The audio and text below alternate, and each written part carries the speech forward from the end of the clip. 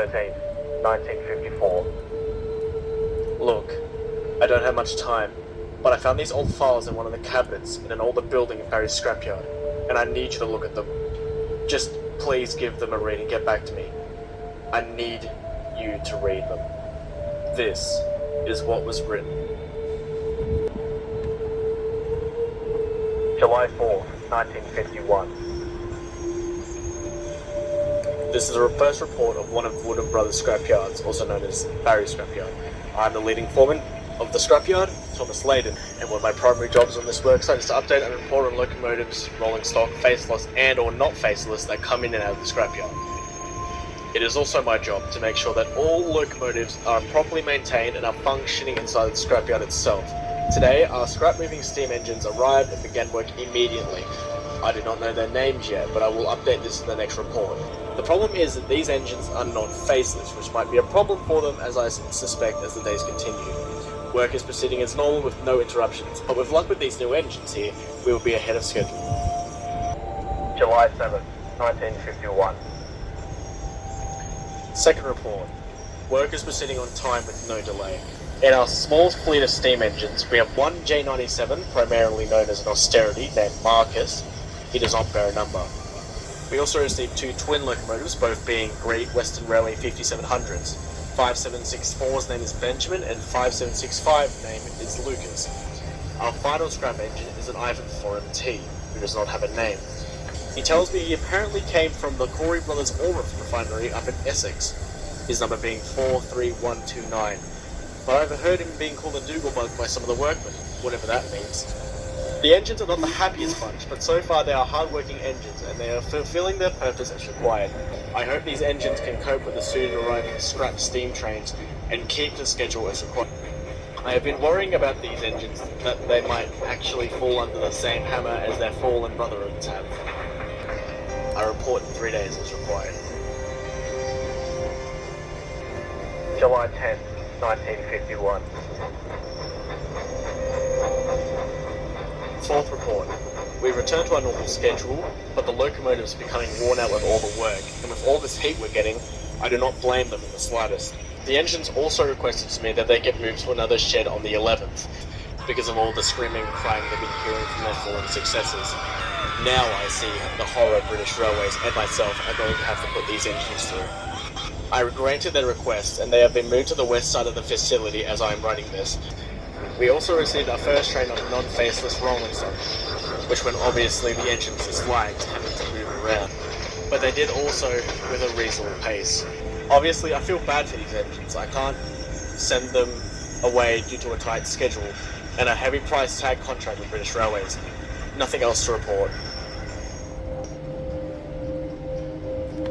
July 17th, 1951. Fifth report.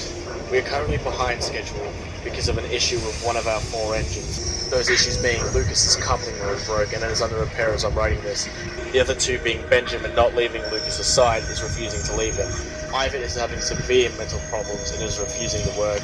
He explained to me that on the 15th, that an unknown engine ready for scrap pleaded with Ivan to save her, and it was a mistake that she was there. She also tried to tell him that she wasn't supposed to be scrapped. It has not been identified, and we have suspected that she is indeed being scrapped. Ivan also tried to explain to me that he begun to hear voices telling him to save them and to stop killing his own kind. We've kept Ivan away from the other 3 engines until his mental state improves. I don't understand why British Railways couldn't have just sent us faceless engines. We would not be having these bloody problems if they did. We're behind schedule and we will try to recover as soon as possible. July 20th, 1951. Sixth report. Things are going to hell here, and I've sent word to British Railways to send us a small fleet of faceless engines, if they wish for our services still.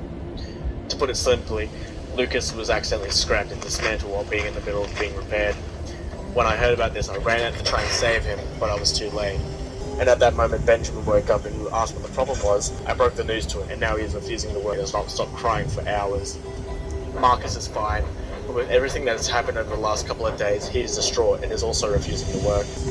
Marcus has also started crying as I'm writing this. Ivan has gone completely insane, talking to himself and yelling that whoever will move towards him, He screamed all night last night for no reason, mind you, only stopping to catch his breath. I have been informed by the higher-ups that he has been scheduled for scrapped in the next upcoming days, and that they cannot sell him because of his mental state. Both Marcus and Benjamin have been put up for sale. We are very far behind schedule, and we cannot work until all this problem has been fixed. July 27th, 1951. Seventh and final report. I have been removed from my position as leading foreman, and I'm being allocated to one of the smaller Lancashire scrapyards. But my final order is to make this last report to Barry Scrapyard, which I will do now. Benjamin has been sold to a small line up near Edinburgh. I unfortunately don't know the details, as Marcus was sold for scrap on one of the other branch scrapyards, as he refused to stay here any longer.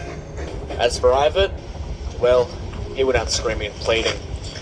As the workman walked towards him, he pleaded with them not to kill him, and unfortunately for him, he finally fell silent as soon as the smoke box came off.